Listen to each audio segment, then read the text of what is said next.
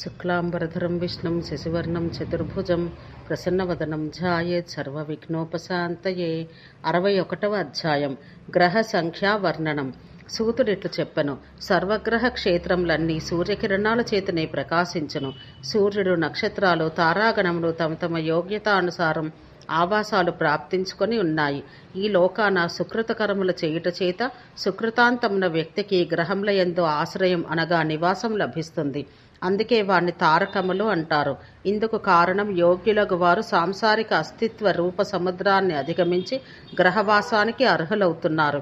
అంతేకాక వారు శుక్లవర్ణం కలవారుగా అవుతున్నారు. సూర్యుని ఆదిత్యుడు అంటారు. ఎందుకు కారణం సూర్యుడు దివ్యమగు పృథ్వీపై ఏర్పడు దివ్య తేజమును రాత్రి యొక్క అంధకారాన్ని స్వీకరించి సర్వత్రా తన ప్రకాశాన్ని వ్యాపింపచేయుటయే. సుధాతువుకు 2 అర్థములలో ప్రయోగం సిద్ధిస్తున్నది. రసమును తీయుట లేక ప్రవహించుట అనగా సూర్యుడు జలాన్ని గ్రహించి జలాన్ని ప్రవహింపచేస్తున్నాడు. అందుకే ఆయన తేజమును వ్యాపింపచేయుట జరుగుతున్నది. నీటిని ప్రవహింపచేయుట చేత సూర్యుడు సవిత అని పిలువబడుచున్నాడు. దీనికి అర్థం తేజమును ఉత్పన్నం చేయుట చేత వర్షం కురిపించుట అగుటచే సూర్యుని సవిత అంటారు. జది ధాతువుకు ఆహ్లాదమని అర్థం.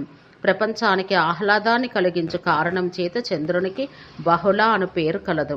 శుక్లత, శీతలము, అమృత తత్వములు కలిగించుటయే చంద్రుని స్వభావం. వానిని అతడు ప్రసాదించును. సూర్యచంద్ర మండలాలు దివ్యములైనవి. చంద్రుడు జలమయుడు కాగా సూర్యుడు తేజోమయుడు అగుచున్నాడు. వారిద్దరూ ఆకాశం నందు పరిభ్రమిస్తున్నారు. అంతేకాక సూర్యచంద్రులు ఇరువురు కుండవలే గోళాకారంలో ఉండి తెల్లని కాంతితో ప్రకాశిస్తారు. చంద్రమండలం ఘనమగు జలాన్ని కలిగి ఉండు స్వభావం కలది. సూర్యమండలం తేజోమండలంతో శుక్లవర్ణంతో తీవ్రమగు అగ్నితో నిండి ఉంటుంది.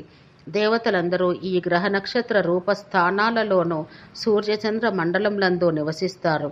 అన్ని మన్వంతరములందునూ వారు వీనినే నివాస స్థానములుగా కలిగి ఉందురు. గ్రహములు వాని స్థానము వాని పేరు చేతనే ఒక రకమగు నివాస స్థానములని చెప్పబడుటచే సూర్య సౌరమందు నివసిస్తారు. చంద్రుడు సౌమ్యమును నివాసమందు ప్రవిష్టుడై ఉండను. శుక్రుడు సౌక్రమునందు 14 కిరణములు కలిగిన ప్రతాపవంతుడు. బృహస్పతి బృహత్ అను నివాసమందు స్థితుడై ఉండను. శనైశ్వరుడు శనైశ్వర స్థానమందు, బుధుడు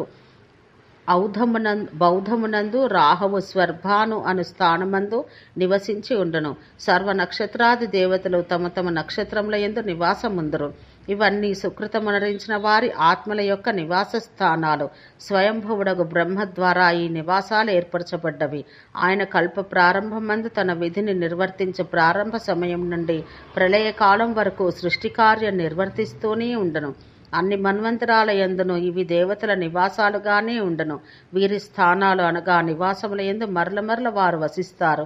ఈ వాసస్థానముల యందు వారు దేవతలతో పాటు భూతములతో వర్తమాన కాలములందును భవిష్య కాలములందును కలిసియే ఉందరు. ఈ జరుగుతున్న మన్వంతరములందు గ్రహగణముల విమానముల ద్వారా పరిభ్రమించుచుందరు. వైవస్వత మన్వంతరములందు అదితిపుత్రుడగు వివస్వానుడు, భృగుపుత్రుడగు సూర్యుడు, అత్రి ఋషి యొక్క పుత్రుడు జ్యుతిమంతుడగు చంద్రుడు, రాక్షసుల గురువు శుక్రుడు, మహాతేజస్వియగు దేవతల గురువు బృహస్పతి, అంగీరుని పుత్రుడు సౌందర్యవంతుడు ఒక బుధుడు కూడా ఒక ఋషిపుత్రుడే. వికృతాకారంగా కనిపించు శని వివస్వానుని పుత్రుడు. అతడు వివస్వానుని భార్య సంజ్ఞ వల్ల జన్మించినవాడు. యువకుడుగా రోహితార్చిషుడు కేకసి అను పత్ని ద్వారా అగ్నిని కనెను. వృక్షములోను పేరుగల నక్షత్రకూటములన్నీ దక్షుని పుత్రికలకు జన్మించినవి. అందుకే వాటిని దాక్షాయనులు అని పిలుస్తారు. రాహువు సింహిక యొక్క పుత్రుడు. అతడే ప్రాణులకు మహా కష్టకారి అగుచున్నాడు. ఈ విధంగా సూర్యుని యందు చంద్రుని యందు ఏర్పడ్డ నక్షత్ర గణాలు గ్రహాలు వాని నివాసాలు అవుతున్నాయి.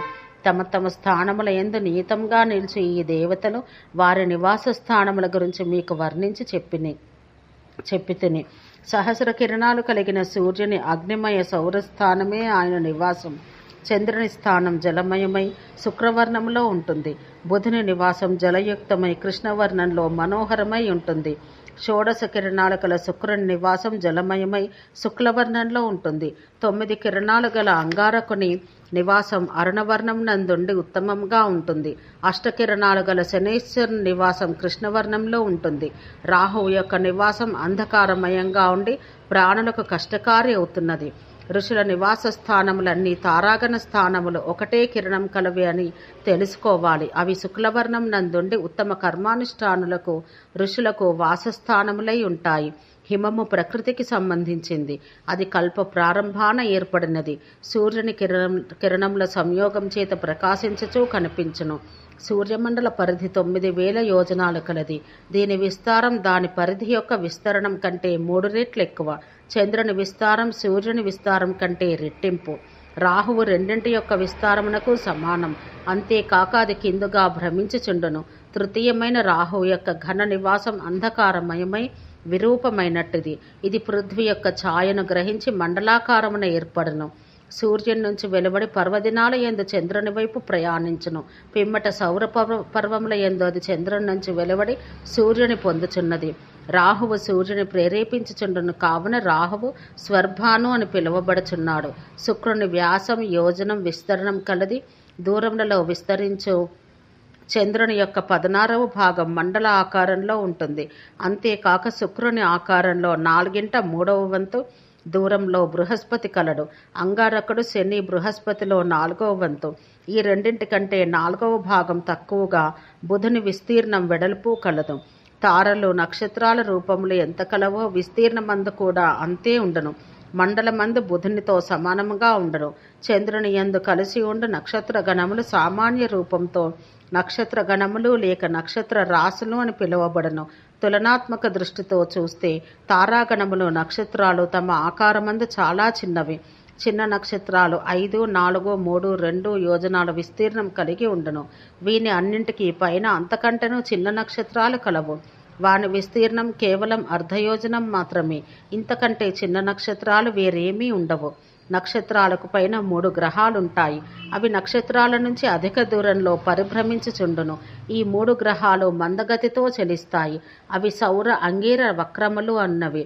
వాని గతి క్రమాలు క్రమానుసారంగా ఇంతకు ముందే వర్ణించబడ్డాయి. ఇవి అన్ని నక్షత్రాల నుంచి ఉత్పన్నములైనవి. పుణ్యవంతులకు మహర్షులారా, సూర్యుడు అదితి యొక్క తనయుడు. గ్రహములయందు ముఖ్యమైనది ప్రథమ గ్రహము విశాఖ నక్షత్రం నుండి ఉత్పన్నమైనది. ధర్మని పుత్రుడు ఓజస్వియగు వాసుభగవానుడు సోముడు. చల్లని కిరణాల చేత రాత్రికి అధిపతియగు చంద్రుడు కృతికా నక్షత్రం నుంచి ఉత్పన్నమయ్యను. సూర్యుని తర్వాత గ్రహాలు నక్షత్రములందు సర్వోత్తముడగు శుక్రుడు పుష్య నక్షత్రం నుండి ఉత్పన్నమయ్యను. ద్వాదశ కిరణాత్మకమగు గ్రహం జగద్గురువును గురుడు పూర్వఫల్గుని నక్షత్రం నుండి ఉత్పన్నమయ్యను. ప్రజాపతి యొక్క పుత్రుడగు అంగారకుడు 9 కిరణాలు గల పూర్వాషాఢ నక్షత్రం నుండి ఉత్పన్నమయ్యను. 7 కిరణాలు గల సూర్యుని పుత్రుడగు శనైశ్వరుడు రేవతి నక్షత్రం నుంచి ఉత్పన్నమయ్యను. 5 కిరణాలు గల బుధుడు చంద్రుని పుత్రుడు. అతడు ధనిష్ఠా నక్షత్రం నుంచి ఉత్పన్నుడయ్యను. సర్వమును నాశనమునరించు గ్రహమగు తమోమయ స్వభావం కల కేతుగ్రహం ఆశ్లేష నక్షత్రం నుంచి ఉత్పన్నమైంది. దక్షిణ కుమార్తెలకు వారి నుండి ఉత్పన్నములైన నక్షత్రాలకు ప్రత్యేకంగా పేర్లు కలవు. నల్లని మండలం తమోమయుడగు రాహువు సూర్యచంద్రులు రెండింటిని ఒత్తిపెట్టినట్టివాడు. అట్టి ఈ గ్రహం భరణి నక్షత్రం నుంచి ఉత్పన్నమైంది. ఆ శుక్రాది గ్రహాలు తారాగ్రహాలను పేర్ల చేత పిలువబడుచున్నవి. అది తన జన్మ నక్షత్రమును పీడ చేత ప్రభావితం చేయుచున్నవి. అవి తమ పూజ చేయుట చేత వారిని పీడాముక్తులు నరిస్తున్నవి. ఈ గ్రహం గ్రహములయందు ఆది గ్రహమని చెప్పబడను. తారాగ్రహములన్నింటియందు శుక్రగ్రహమే మొదటిది. కేతువు యందు ధూమం కలది మొదటిది. 4 దిశల యందు వ్యాపించి ఉన్న గ్రహముల యందు ధ్రువ నక్షత్రం ప్రథమ నక్షత్రం. నక్షత్రాలలో ధనిష్ట మొదటిది. అయనాలలో ఉత్తరాయణం మొదటిది. పంచవర్షాలలో సంవత్సరం మొదటిది. ఋతువుల్లో శిశిరం మొదటిది. మాసాలలో మాఘమాసం శ్రేష్టం. పక్షములలో శుక్లపక్షం శ్రేష్టం. అట్లే తిథులయందు ప్రతిపత్తిది ప్రథమం. రాత్రింబగళ్ల యొక్క విభాగమందు పగలు ప్రథమం. ముహూర్తములందు ఇది ముహూర్తం రుద్రదేవత. ఆది ముహూర్తం రుద్రదేవత. కాలములలో మొదలు ఒక క్షణం అనగా నిమేష మాత్రం. కాలం గురించి తెలిసిన వారకు మునులారా, ధనిష్ట నుంచి శ్రవణ నక్షత్రం వరకు 5 సంవత్సరాల కాలం యుగమగను. సూర్యుని గతి చేత ఈ జగత్తు ఒక చక్రం వలె తిరుగును. సూర్య భగవానుడే కాలానికి నిర్మాత. 4 విధాలకు ప్రాణుల సృష్టికర్త లయకర్త సూర్యుడే. రుద్రుడు సాక్షాత్తు సూర్యుని కూడా జనింపచేయును. ఈ విధంగా లోక వ్యవహారం కొరకు మహాదేవుడగు శంకరుడు జ్యోతిర్గణం అనగా గ్రహ నక్షత్రాలు మొదలగు వాటిని ఏర్పరచెను. శివుడు స్వయంగా ఈ జ్యోతిర్గణాలకు ఆశ్రయదాత. ఆయన నుంచియే అవి స్వయంగా జ్యోతిర్మయమైనవి. ఈ అద్భుత పరిణామం ఒక విధంగా ప్రధానం. ఎవరి చేతను దీని యథార్థ వర్ణనం చేయబడుటకు వీలు కానిది. విద్వాంసులు వేదశాస్త్రాది విద్యల యందు నిష్ణాతులు కేవలం ఆగమముల చేత, తమ ఊహల చేత, ప్రత్యక్షంగా నిరూపణ ద్వారా తమ మనో ప్రశాంతత చేత విశ్లేషణ చేసి గ్రహించారు. పుణ్యవంతులకు మునులారా, జ్యోతిర్మయాలకు నక్షత్రాలు అనగా బ్రహ్మ నక్షత్రముల యొక్క పరిపూర్ణ జ్ఞానం నిర్ణయించుట చక్షుశాస్త్రజ్ఞుల లేఖ్య లిఖిత గణితములకు ఈ 5 విధానాల చేతనే నిర్ణయించుటకు వీలగును. గ్రహ సంఖ్యా వర్ణనము అను 61వ అధ్యాయం సమాప్తం. ఓం శాంతి శాంతి శాంతి.